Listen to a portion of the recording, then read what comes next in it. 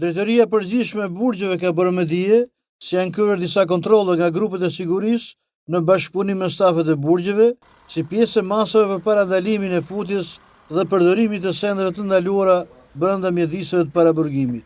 Në njoftimin zyrtar të saj, kjo drejtori thekson se në Durrës, në vazhdim të detyra funksionale të IEVP-s dhe në kuadër të forcimit të masave sigurisë, parandalimit të futjes apo majtjes së sendeve ndaluara, grupi sigurisë, në drejtimin e drejtuesit të institucionit, shefit policisë, specialistit të Agjencisë së Mbikëqyrjes në sistemin e ekzekutimit vendime penale, ka ushtruar kontroll në ambientin e institucionit.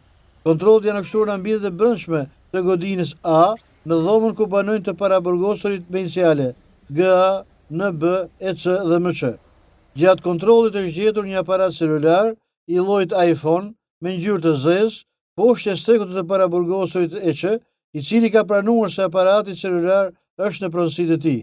Po në godinën A, gjatë kontrollit janë gjendur dhe 2 USB, për të cilat janë kryer procedurat përkatëse të sekuestrimit dhe administrimit si sende të ndaluara në burg. Për të gjitha rastet, është hartuar dokumentacioni i përkatës tek Drejtoria e Burgjeve, përfshirë proces verbale të bllokimit dhe dorëzimit të sendeve të ndaluara. Materialet procedurale janë referuar Agjencisë për vejimin e veprimeve të mëtejshme procedurale në përputhje me legjislacionin në fuqi.